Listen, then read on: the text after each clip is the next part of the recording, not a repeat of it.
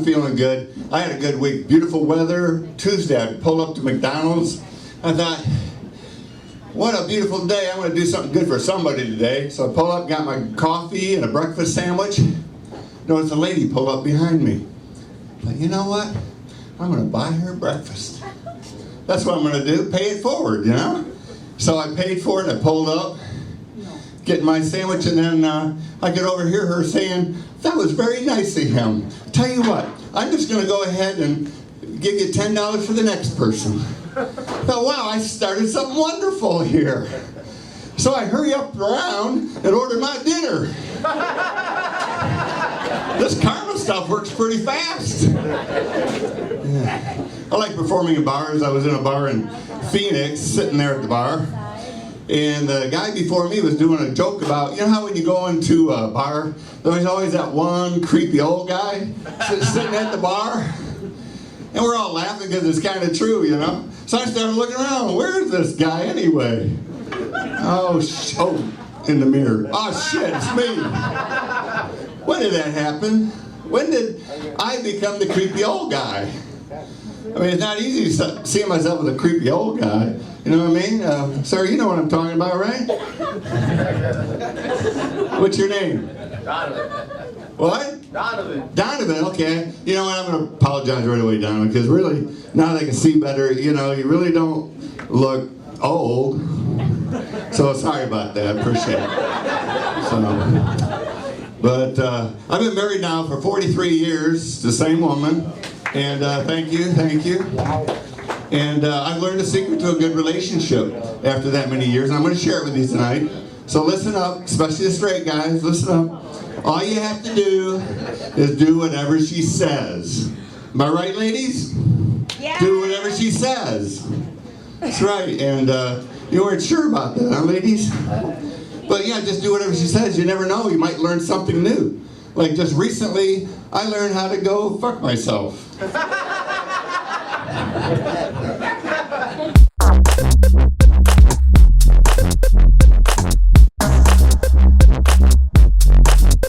I'm a proud holder of a criminal justice degree, which is the preferred degree for former athletes and people who suck at math. You know, I didn't need student loans to find out that crackheads are unreliable. And I also got to learn that independent pharmaceutical contractor sounds a lot better than drug dealer on a resume. And one of my proudest moments is I got to learn the word "ha happened." Well, you see what had happened was, which is followed by like the worst story in the world that makes me wish I'd have been a fireman. Because everybody likes the fire department, they help people. You've never ever heard anybody say like, man, that fire department keep fucking with me. Yeah, that's right, they planted that cat in the tree.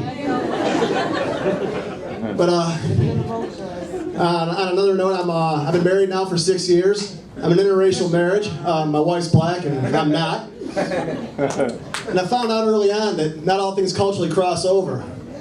I found out early on that my wife didn't know what a mullet was. And I'm like, come on, it's the business in front, party in the back. It's a horrible haircut. Just think of it as a white person's Jerry curl. But I gotta give black people credit because they know how to let a trend go. You know, you don't really see Jerry curls too much anymore. But go to Walmart on a Sunday, and you're going to see a shitload of mullets. The guy with the Jerry curl might ruin a pillowcase, but the dude with the mullet can't afford a pillow. Now, my wife and I, we don't have children, and that was a very difficult decision. And I can remember her being concerned and asking me, who's going to take care of us when we're old? And that's exactly why I love her. It's that eternal optimism. She actually thought someone was going to take care of us.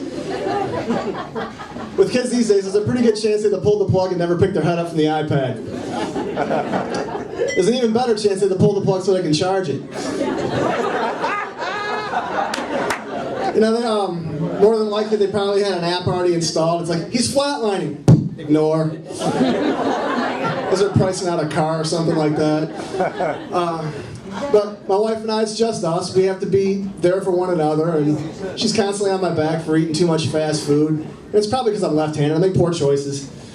But I'm trying to get better. I read an article not too long ago where scientists concluded that a person's fast food cravings are actually stronger than a person's cravings for cocaine or heroin.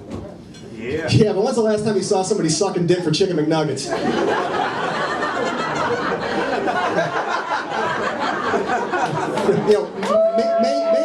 a hand job, depends on the dipping sauce and everything, It's amazing what some people will do for ranch. But my wife is pretty much tired of like my left-handed excuses and the reasons why I'm trying to throw that out. And she's just like, maybe it's not because you're left-handed, maybe because you're just an idiot or you suck at something. And I'm just like, how dare you just make fun of my plight like that? And I would go off and give her a piece of my mind, but if I were, it would just be me and my left hand. Thank you very much.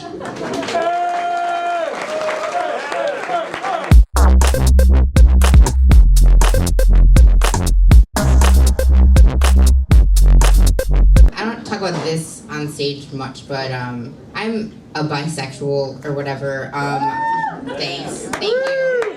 Thanks so much. Struggle. I was talking to one of my friends the other day, and I don't know what you call it. We were talking about our, like, origin story. Is that, like, the thing that you call it? I don't know, like, whatever. And he was like, oh, like, how did you come out? And I was like, yeah, I didn't. I was caught. I was caught by my grandma just like having like a very inappropriate sleepover. You know what I mean?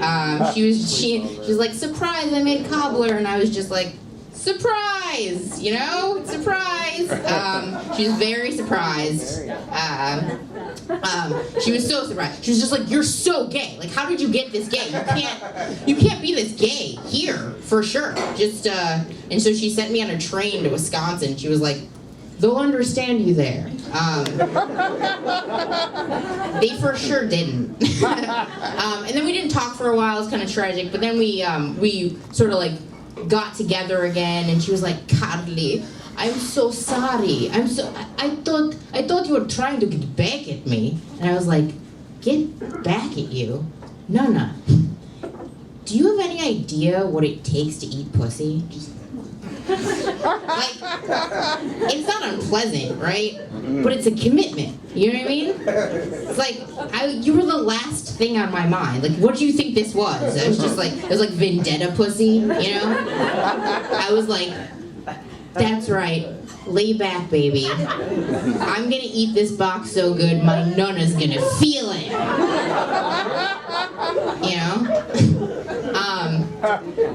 I did grow up even weirder than that, though. Just stay with me here. I'm cool with this. My mom and my dad met in a mental institution. I don't know. That's how villains are made. I don't know what the logic was there. They're just like, you're crazy, I'm nuts. Let's make a baby. So that's me. And then my mom was like, you know what?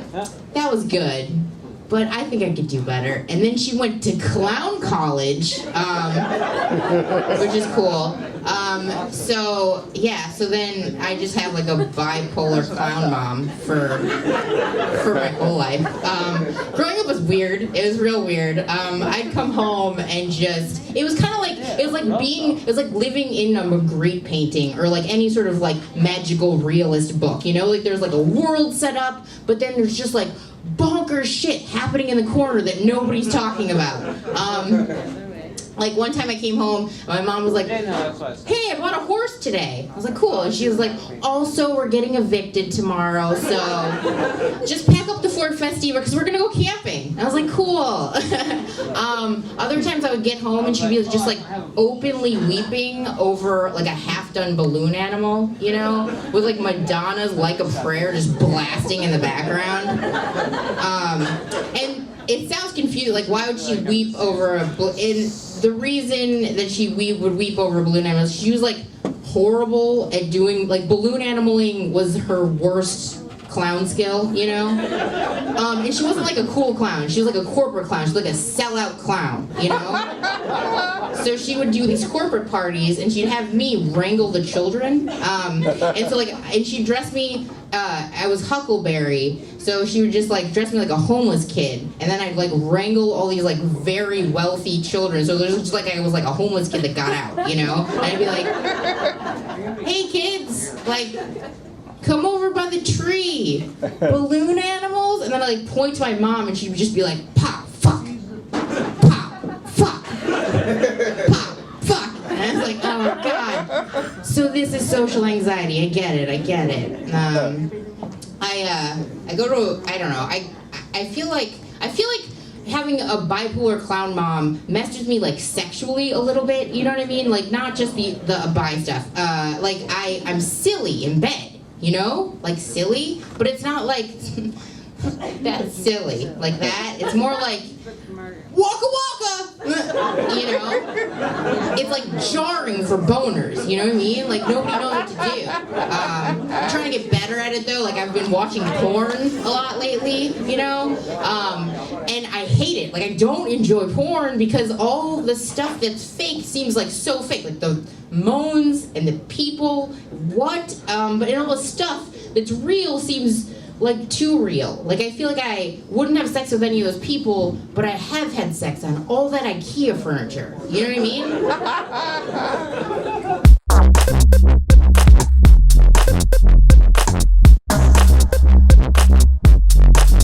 Songs up when you're gone.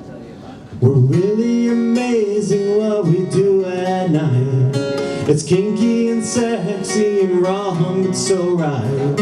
I think about you night and day, especially in the morning, but when you're gone, I'm gonna rub one off to some porn. I know you think it's gross, you call it masturbation, but really, honey, for me and you, it's education. I see your face, not just Bambi and Sky, as they take a giant load in their eye. Don't be surprised because of my decision. The next time I see you, we try a new position. You may not be as flexible, quite like Monique, but I sure can't wait to try out that technique. Finally you're home and I'm ready now to jump your bones and make you say wow. You say you've got a headache, don't touch me, you warn. So while you're here, I'm gonna rub one off to some porn. So when you're gone, or you're here and you have a headache, or you're just not feeling it, or you just took a shower, or you just changed your sheets, or you have to get up early, or you have to go somehow work a late third shift tonight and you don't even work third shift, or it's that time of the month again, even though it was 2 weeks ago, or did I mention just changing the sheets? Girls, help me out here. You're just not in the mood, even though you just got something for the guy next to you. I'm gonna rub one off to some sorry, porn. Thanks, folks. I'm Andy V.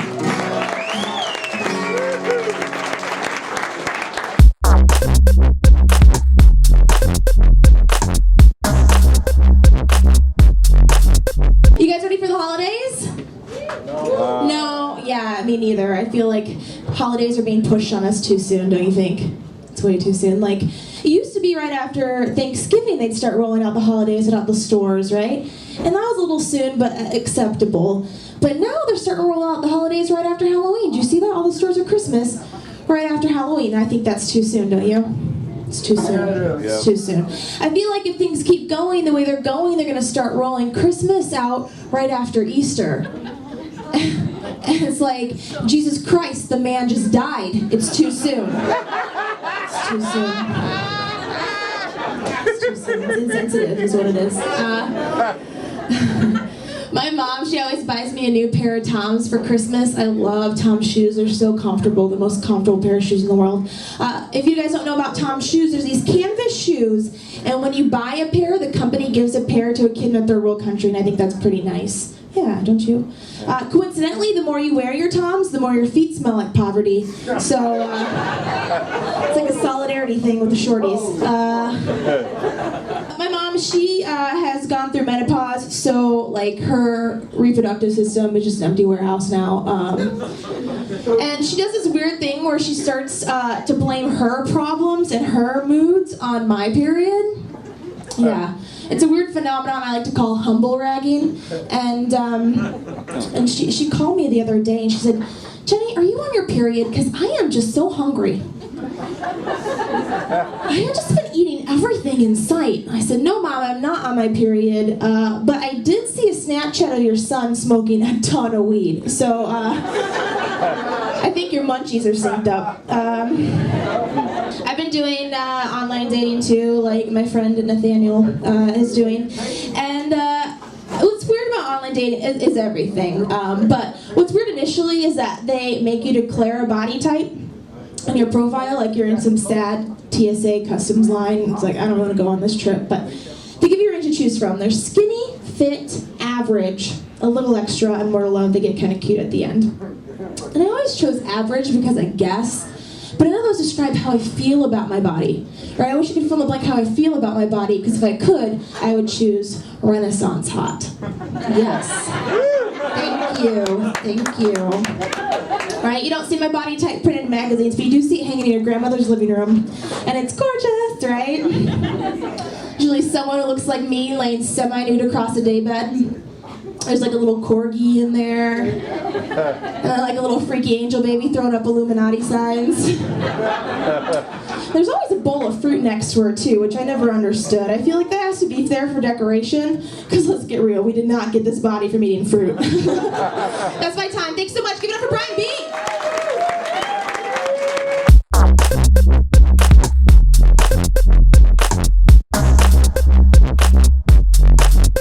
I know some of you, it's been a while since I've been here, and some of you are new to this show, and there's like a big tour bus outside, so I'm just going to go ahead and stop you guys all right now. I am not the gay ginger from Modern Family. That's, right? Every time I say that too, there's always at least one girl in the back that's like, aww. Every fucking time. Winning. The thing is, like, people get offended by that joke. I do that joke in a lot of different places. I had a guy come up to me one time and said, "John, that's funny, but I don't think you should be joking about gay marriage." I'm like, "Well, why not, concerned citizen?" You know? He goes, "Well, John, what if two gay black men were to get married and then they would be able to adopt a child and then that child would be all fucked up?" And I'm like, no. That's just stupid and racist, because I know, you guys, in my heart, that kid would just be raised by his grandmother anyway. So there's really not a... You guys know we're in a comedy show, right? This is not a diversity feeling seminar. It's not. No, you know what? I can be a little bit. That's because I get offended too. All right, all you white girls that are running around with that neon red hair dye shit. That's like fucking ginger face to us. You need to knock that shit off. All right. Well, I don't even have an advocacy group. You know, I can't. It's not like I can call up the NAAGP or something. It doesn't exist, you guys. It's not, I can't just get Wendy on the phone and get an action plan in order. This isn't not how it works for us. I am a single man at the age of 37. It seems to be a running theme for us comics up here. But that's also happening. It's getting difficult for me because my friend. One of the things that annoys me, if there are any of the single people in here, if you're in relationships or you're married or something, stop telling your single friends how much better it might be to be single. It's annoying, and I get my friends are doing. This is what my buddy said to me the other day. He's like, "Well, John, you're lucky that you haven't been in a relationship for a while. There's some things you don't have to worry about." I'm like, "Well, like what?" He goes, "Well, you never have to go to the store and pick up feminine products for your wife or girlfriend." I'm like, Well, first of all, I mean, that you're just buying something. I don't see what the big deal is. But I'll be honest with you, it's been so long since I've been in a relationship, I've thought of going to the store and doing that just so people think that I'm not alone. You know what I mean? That's right, I got a case of tampons right here. Extra wide. She's a big girl, but she's all mine. All right. You guys are fucked up just the right way sideways, I tell ya.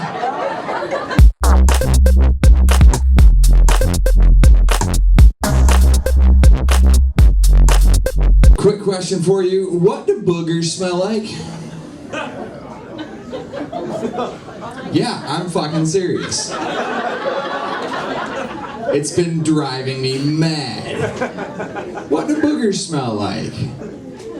You can't take your boogers out and smell your own boogers. You're just smelling the boogers that are still inside your head.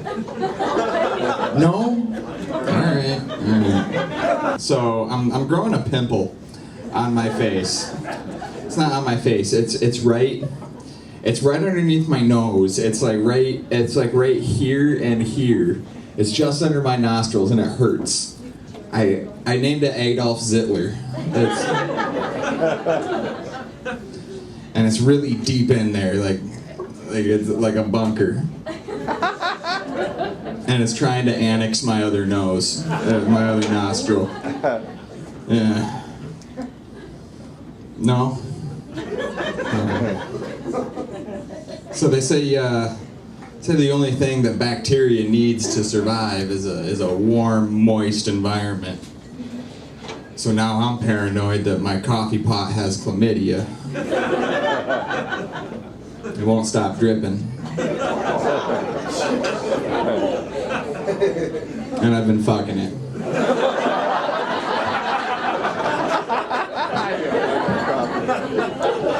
Yeah, but it's not like you can take out somebody else's boogers and try to smell them yourself. Because you're just smelling your own booger. Okay. I say people who live in glass houses shouldn't throw stones. I say people in glass houses should probably shower at night.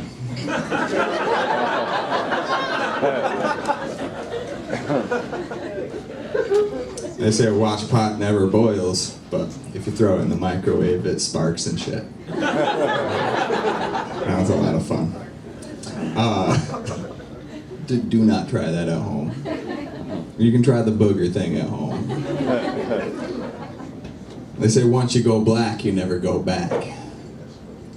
But everything tastes good on a cracker.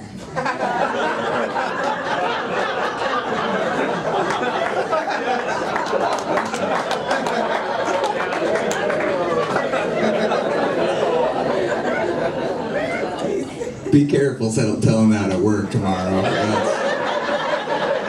Once again, you can probably try the booger one.